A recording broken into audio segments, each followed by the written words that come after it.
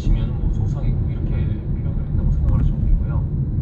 일단 뭐 우리가 알고 있는 하림이라는 도계장이 있으면 송파구에 있는 하림 대리점이 있고 뭐 강원도 뭐 원주에 있는 하림 대리점이 있고 각 지역 대리점이 있을 거 아니에요. 일단 뭐 조그만 개인 치킨집들은 직접 도계장에서 받을 수 없으니까 그 대리점에서 닭을 받게 됩니다. 도계장에서 받는 닭하고 대리점에서 받는 닭은 분명히 차이가 있는데, 도계장에서 직접 받는 경우는 가맹점주가, 예를 들어서 치킨 브랜드라고 치면은 가게를 운영하는 가맹점주가 오늘 영업이 끝나서 닭을 주문하면 물론 본사에 주문을 하겠죠. 그럼 본사에서는 그 도계장에다가 각 가맹점에 필요한 마리수를 얘기해 줍니다. 그러면 도계장은 다음날 그 주문된 마리수를 도계를 해가지고 그렇게 잡은 닭을 본사의 물류센터로 입고를 시켜주게 되는 거죠. 그리고 본사 물류팀에서 각 가맹점으로 닭을 배송하게 되는 시스템입니다. 여기서 대리점 닭과 결정적으로 다른 점이 바로 주문이 들어오면 도계장에서 그 다음날 받는다는 얘기예요. 이 얘기는 바로 신선도 차이에 있다는 얘기인데, 일단은 닭을 한번 잡으면 유통기한이 7일입니다. 닭을 잡으면 무조건 7일 이내에는 소진을 시켜야 되기 때문에 도계장에서도 잡은 날 바로 잡아가지고 배송을 시켜서 다음날 가맹점에 입고를 시켜야 되는 거죠. 매장에 도착하면 가장 신선한 상태인 6일 정도 남은 입구 영업소를 통과하였습니다. 안전운전하십시오. 예를 들어서 도계장이라는 공장에서 하루 10만 마리를 공급했을 때 대형 프랜차이즈 말고 송파 대리점도 있고 강동 대리점이 있을 거 아니에요. 그 대리점들도 똑같이 2만 마리, 3만 마리씩 이렇게 받게 될 겁니다, 매일. 그럼 그 다음에는 도계장의 공급 패턴을 한번 봐야 되는데요. 하루 10만 수를 잡는 공장은 하루 10만 수를 다 소진을 시켜줘야 됩니다. 당연히 생산을 했으니까 그거를 공급을 하되 다 달라야 되겠죠. 왜냐면 설비를 다 갖추고 인원도 다 거기에 맞게끔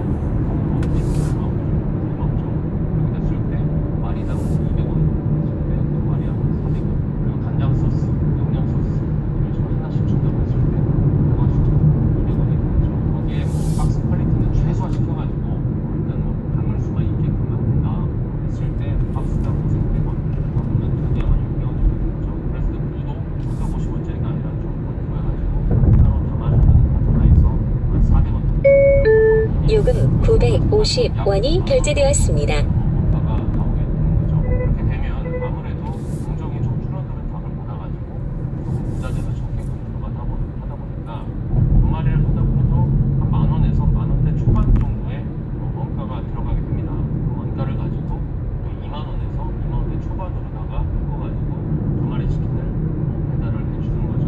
두 마리 치킨을 하시는 분들의 고충도 굉장히 커요. 왜냐면 한 마리씩 있을 때는 사실 튀기게 되면은 지들이 알아서 튀겨지는데 두 마리 치킨 같은 경우는 튀김기에다가 두 마리가 같이 들어가니까 일단 조각수가 많잖아요. 그러다 보면은 서로 막 붙어요.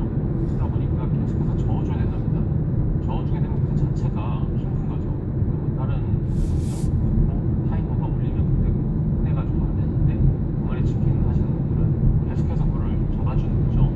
튀김기도 두 마리씩 들어간 거를 한 4개에서 5개씩 가야 되고 계속해서 저어줘야 되니까 그만큼 노동력이 많이 들어가서 그냥 일반 치킨집보다 굉장히 좀 힘들게 합니다. 그래서 요즘 같은 경우는 두 마리 치킨집이 생기는 게 아니라 한 마리 플러스 뭐 피자를 같이 띄워준다든지 한 마리 플러스 떡볶이를 띄워준다든지 이런 식으로 마리당 하나씩 플러스 해주는 그런 치킨집들이 많이 생기는 것도 그 이유도 조금 있다고 생각을 하시면 될 것 같아요. 물론 소비자들도 계속 치킨만 먹을 수는 없잖아요. 치킨도 먹고 피자도 먹고 치킨도 먹고 떡볶이도 먹고 뭐 이런 식으로 좀 소비자의 어떻게 보면 좀 니즈를 더 충족을 좀 시켜준다 이런 것들 때문에 그런 매장들 나오면서 조금 더 요즘 더 활성화가 되고 많이 나가는 걸로 제가 알고 있습니다. 일단 치킨이 어떻게 공급이 되고 어떤 방식으로 가맹점들이 판매를 하고 마진이 어느 정도 되는지에 대해서 대략적으로 설명을 좀 드렸습니다. 물론 하나하나 자세히 들여다 봤을 때는 물론 틀린 부분들도 있겠지만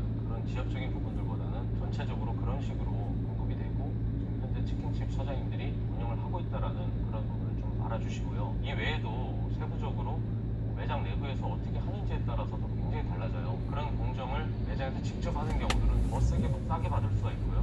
어떻게 대리점에서도 어떤 공정까지 하고 매장에서 하는지 아니면 다 맡겨가지고 우리한테 오는지 뭐 이런 거에 따라서 굉장히 좀 달라집니다. 앞서 이야기했듯이 치킨 가격의 진실은 정확한 수치는 저도 잘 모릅니다. 하지만 원리는 비슷합니다. 그 당시 약 500m 제가 앞 하고 60km 신호 그런 위반 이야기를 과속 최대한 단속 구간입니다. 사실적으로 이야기를 좀 해서 이해를 시켜드리려고 했는데 어느 정도 이해가 되셨는지 잘 모르겠습니다. 모쪼록 치킨집을 생각하시고 창업 초보로서 치킨집에 대해서 좀 알아봐야 되겠다 이런 생각을 가지신 분들께 제가 오늘 지금 치킨 가격 왜 다르지에 대한 영상이 도움이 되었으면 좋겠습니다. 이상 정태진이었습니다.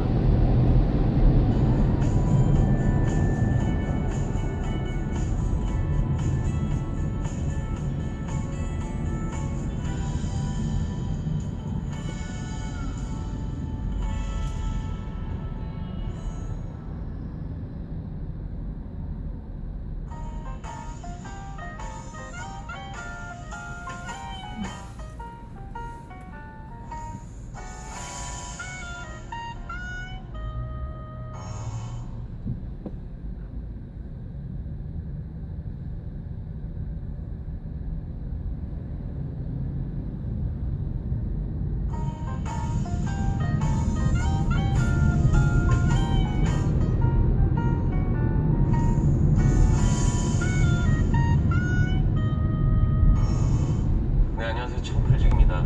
오늘 말씀드릴 주제는 떡볶이 창업에 관련된 얘기인데요. 창업을 준비를 하실 때 이 정도 흐름 정도는 아셔야 되겠다 싶어서 전체적인 흐름에 대해서 좀 말씀을 좀 드려볼까 합니다. 예전에는 항상 우리가 다니는 길에 좀 투박해 보이지만 인심 좋게 한국적식 퍼 담아주고 순대하고 오뎅하고 곁들여서 부담없이 먹고 갈 수 있는 그런 떡볶이집들이 많이 있었잖아요. 떡볶이라는 게 어떻게 보면 한국인들 아니 여성분들에게는 꼭 한 번씩 생각나는 소울 간식과도 같은 그런 아이템인데 언젠가부터 길거리 개인 떡볶이집들이 없어지고 그 자리를 프랜차이즈 떡볶이집으로 교체가 되게 됩니다.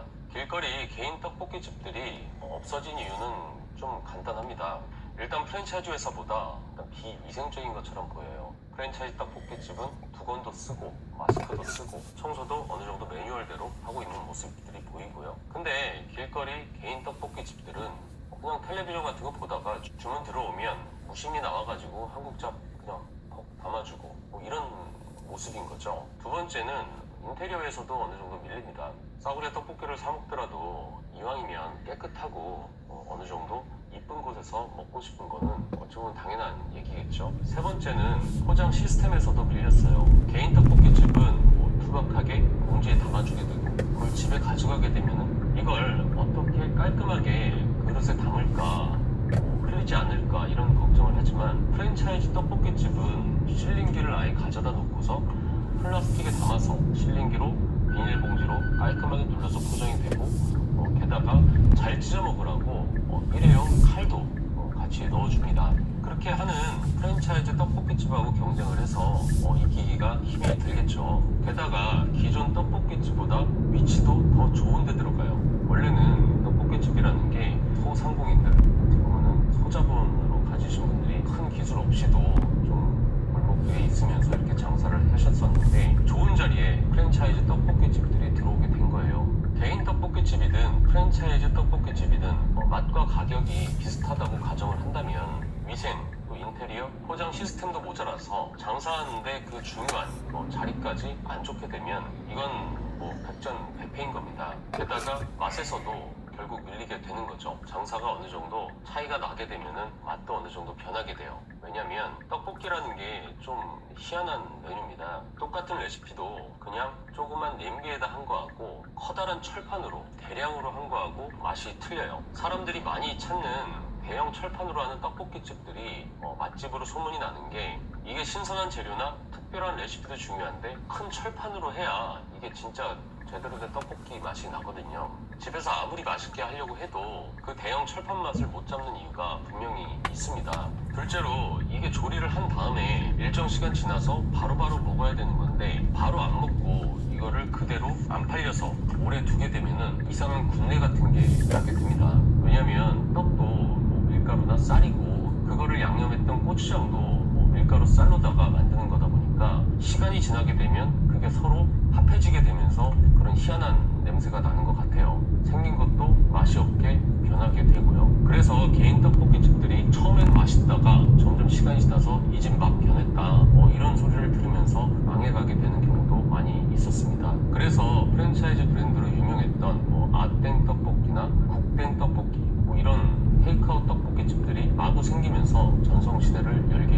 됩니다. 2010년대 초반만 해도 굉장히 그런 테이크아웃 떡볶이집들이 많이 생겨나게 됐죠. 근데 요즘 테이크아웃 전문 프랜차이즈 떡볶이집들이 어느 순간 엄청 많이 없어지게 된 거 혹시 느끼고 계신가요? 떡볶이 프랜차이즈 원조격인 아땡 떡볶이도 어떤 사정이 있었죠. 어쨌든 감땡 떡볶이로 이름을 바꿨지만 순식간에 점점 더 없어져 가게 됐고요. 국가대표 떡볶이라고 불리던 국땡 떡볶이나 상어를 뜻하는 그런 떡볶이집들까지 어느 순간 없어지고 쇠퇴해 가게 됩니다. 그 외에 엄청 많은 포장 전문 떡볶이집들이 어느 순간 2010년대 중반서부터 좀 점점 더 많이 없어지게 돼요. 이게 이유를 말씀드리자면 첫 번째는 좀 된다 싶으니까 일단 다 달라붙어서 경쟁을 하다 보니까 결국 나눠먹게 되는 거죠. 예전 개인 떡볶이집들이랑 처음 붙었을 때는 그 수많은 개인 떡볶이집들하고 프랜차이즈 떡볶이집들하고 어떻게 보면 교체를 하는 시기에는 어느 정도 망하고 흥하고를 하다 보니까 기존 경쟁자를 가볍게 이겨서 장사도 잘 되고 했었는데 그게 어느 정도 교체가 되고 그 프랜차이즈 떡볶이집들끼리 또 다시 붙게 되면서 과당 경쟁이 되는 거죠. 과당 경쟁이 되게 되면 수익이 낮아지게 되고 결정적으로 좋은 자리를 서로 간에 선점하려 하다 보니까 그런 좋은 자리는 다 임대료가 높잖아요. 그만큼 장사가 또 되면 인건비도 높아지고 그럼 수익률이 점점 저하가 되는 겁니다. 동네 떡볶이집들은 개인으로 그냥 할 때는 임대료가 좀 싼 곳에서 조그맣게 아주머니 혼자서 임대료 인건비 부담 안 들어가면서 그냥 밥은 먹고 살았었는데 프랜차이즈 가맹점은 본사에서 하라는 대로 했겠지만 어쨌든 임대료가 비싼 곳에 들어가게 되고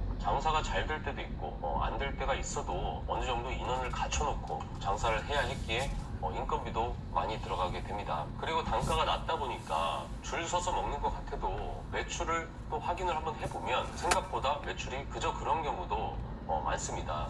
그 다음 이유를 살펴보면은 우리나라 환경이 최근 몇 년간 굉장히 급속도로 바뀌었어요. 겨울에는 너무 춥고 여름에는 너무 덥습니다. 테이크아웃 커피나 저가 주스 브랜드들 최근 몇 년 동안 굉장히 빠른 속도로 폭망하고 성수기인 여름만 기다렸는데도 작년 여름에도 너무 더워서 그 여름인데도 제대로 장사 못하고 망한 집들이 많았어요. 사람들이 안 돌아다닙니다. 안 돌아다니는데 무슨 장사가 되겠습니까? 더군다나 봄에는 미세먼지, 또 초미세먼지, 그리고 가을에는 황사까지 날라오죠. 공기질까지 안 좋아져가지고 다들 마스크 쓰고 다니는 판인데 문 열어놓고 떡볶이를 완전히 노출시킨 그곳에서 떡볶이 오뎅을 먹을 수가 없죠. 애들이 좋아한다고 엄마들이 그걸 거기 가서 애들을 먹일 수도 없는 노릇 아닙니까? 문 열어놓고 떡볶이 냄새라도 피우면서 장사를 하던 곳들이 이제 다 문 닫아놓고 그렇게 장사하고 동네 사람들 자체가 돌아다니를 않으니까 테이크아웃도 없어지고 그러면서 서서히 망해가게 된 거죠.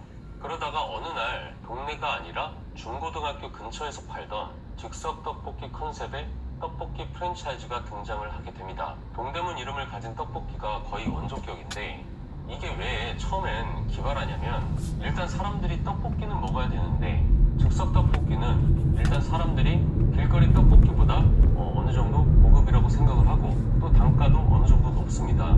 간식이 아니라 한 끼 식사로도 가능하고 토핑 같은 거 이것저것 넣다 보면은 푸짐해 보이고 단가가 나오다 보니까 또 이게 배달이 되는 거예요. 배달 어플들도 활성화가 되고 배달을 할 만큼 그런 단가가 나오게 되는 겁니다. 기존에 테이크아웃 전문으로 했던 그런 떡볶이 브랜드들은 배달을 못해요. 왜냐면 3,000원짜리 떡볶이를 3,000원 배달비 주고 먹는 사람들이 얼마나 되겠습니까? 이것저것 메뉴를 합쳐도 1만원 넘기기가 힘이 드니까 배달료를 주고 먹기에는 소비자들도 돈이 아깝게 되는 거고 또 가맹점주 입장에서는 수익률 자체가 찾아와서 먹는 그런 수요나 찾아와서 포장해 가는 그런 수요를 기준으로 수익을 잡아놨는데 갑자기 포장을 해서 배달을 하게 되면 포장비가 고부로 들어가고 배달 대행 수수료에 배달비 비싸게 받아먹는다고 컴플레인까지 걸리니까 해봐야 남는 게 없게 되는 거죠. 게다가 기존에 테이크아웃을 전문으로 했던 떡볶이 프랜차이즈는 상권을 적게 줍니다.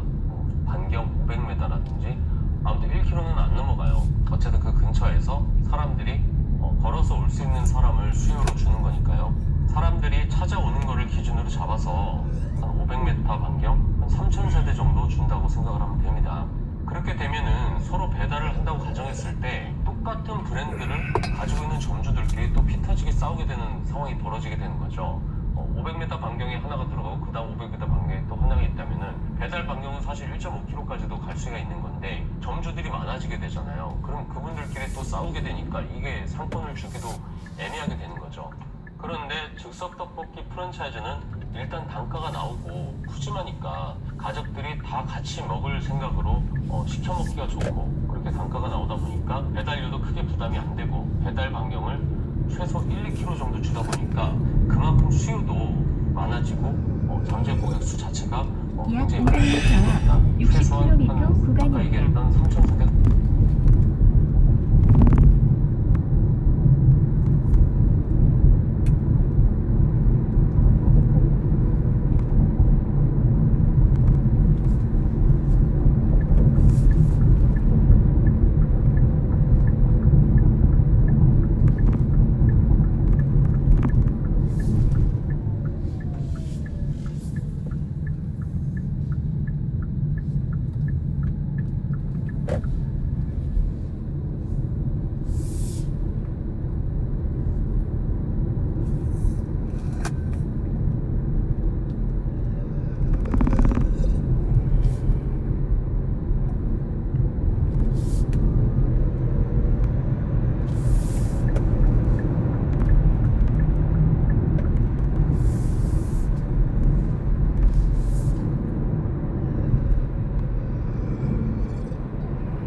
약 500m, 60km 구간입니다.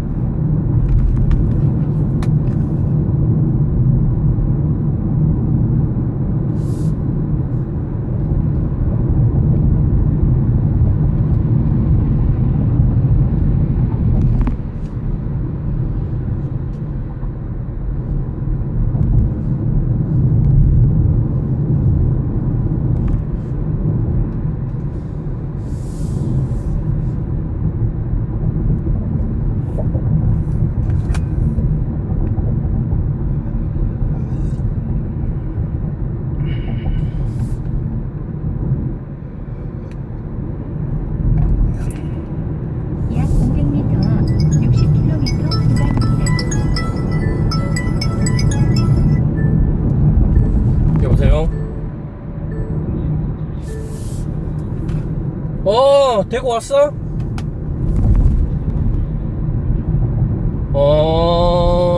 북구 쪽에?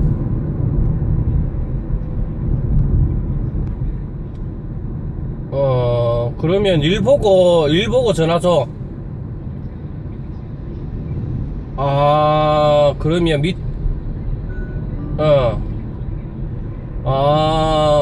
그러면 그러면 그 북구 쪽은 어디서 볼까?